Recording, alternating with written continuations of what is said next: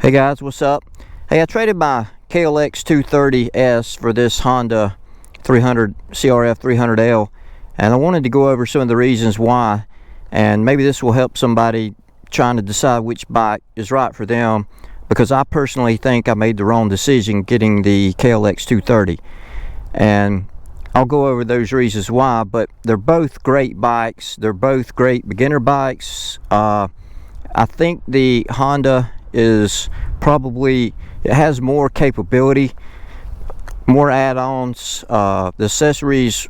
There's so much accessories that you can buy for this bike, where the KLX 230 is somewhat new, so the accessory market hasn't it doesn't provide a lot of parts right now. So the issue I had with the KLX was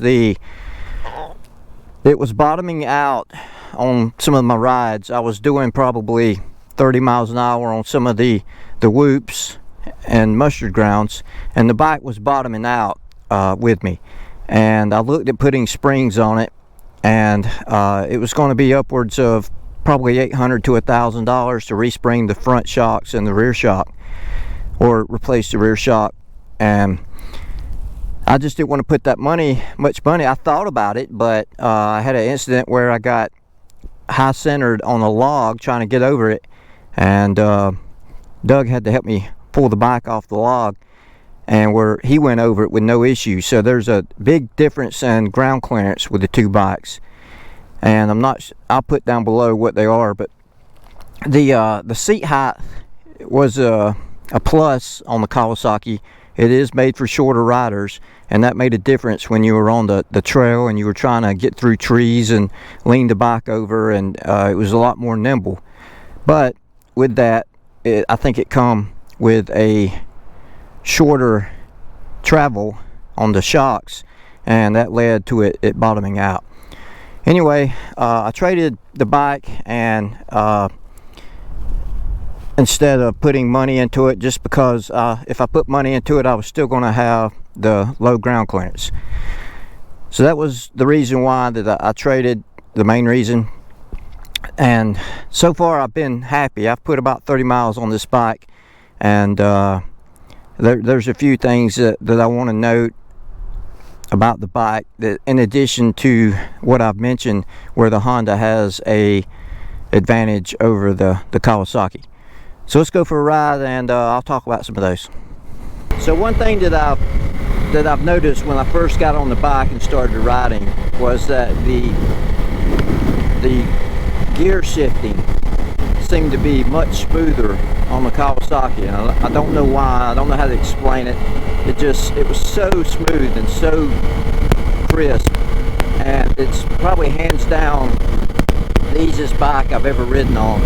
And the shifting was just, it was just so easy. Not to say that the Honda is bad or anything, it's just different. It's not quite as smooth, and there's a little bit more vibration in the seat and in the foot pegs, it seems like, than it was in the Kawasaki. And as far as I can tell, that's the only thing that the Kawasaki had over, that was the only advantage the Kawasaki had over the Honda, as far as I can tell.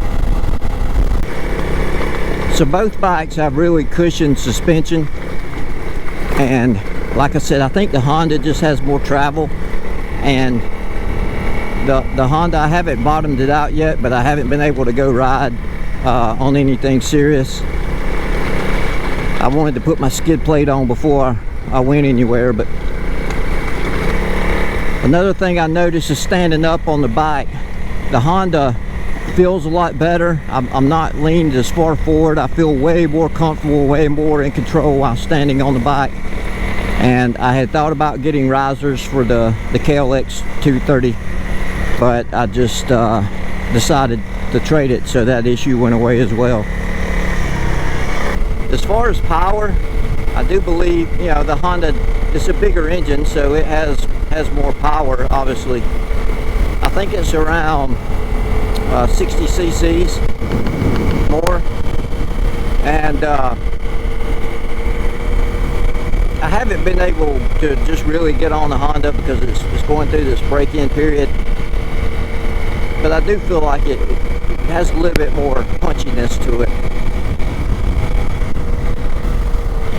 Another thing that I saw that I liked on the Honda was it has an accessory connection behind the light, and I could run for my USB station. And the only reason I knew about that was that Doug told me about it, and I looked it up and was able to find it and attach into it. The KLX may have had that, but I'm not sure. I didn't look it up.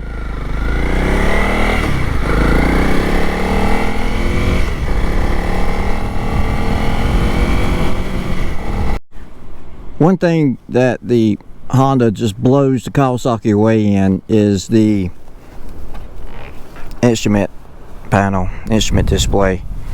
Has so much more information on it. Like, it has a tach, it has fuel consumption, MPG, it has a gear indicator, which I love.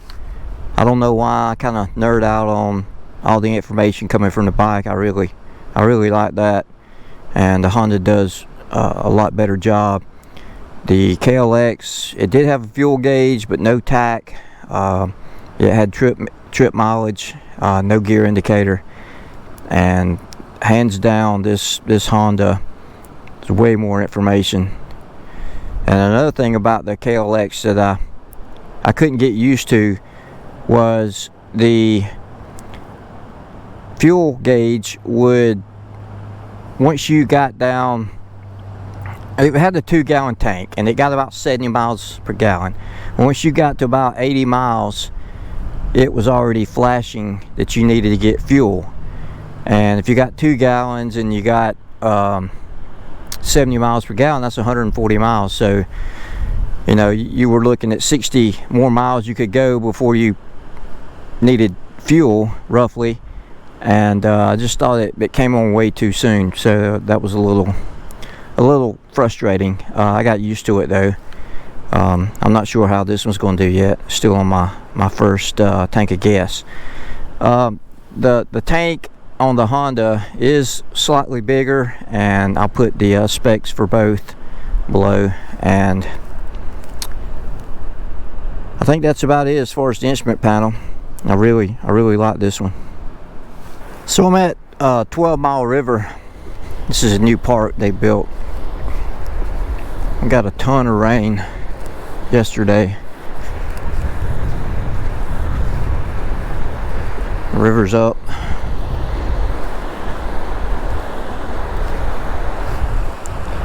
We really needed the rain.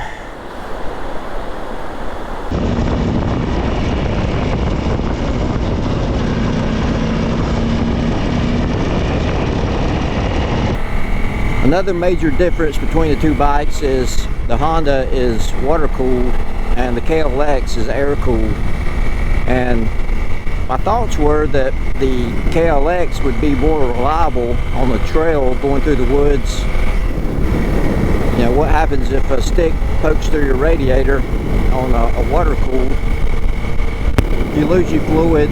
And so I'm not exactly sure. Me and Doug was talking about this, and I know they make guards for the radiator, and this one has, you know, a plastic guard on it, but if it's angled right, it's still going to go through.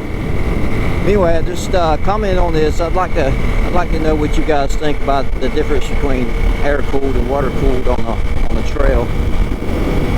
It does add a little weight to the bike. If I'm not mistaken, the KLX is 292 pounds, and the CRF is like maybe 312.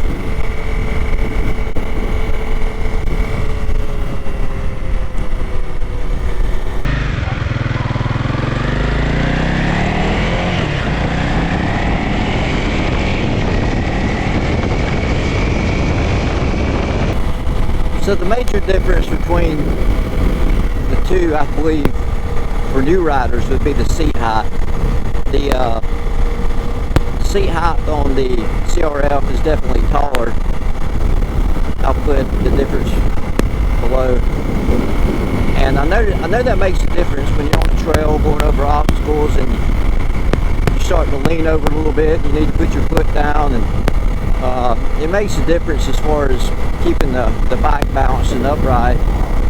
And smaller riders are definitely going to like the KLX better as far as that goes. I'm 5'9", 170, and so I guess kind of average size rider, and I can sit on this CRF and my toes, I can't quite sit flat-footed, so my heels are up off the ground just a hair, but it's not too bad. Anyway, that's the major difference, and if you're a shorter rider, I would definitely go with the KLX. You could buy lower links for the CRF, but I heard it kind of messes with your drive line and screws that up a little bit, so I'm not sure though. It's just something I saw on the video I was watching. Anyway, hope this helps if you're trying to look between the two different ones.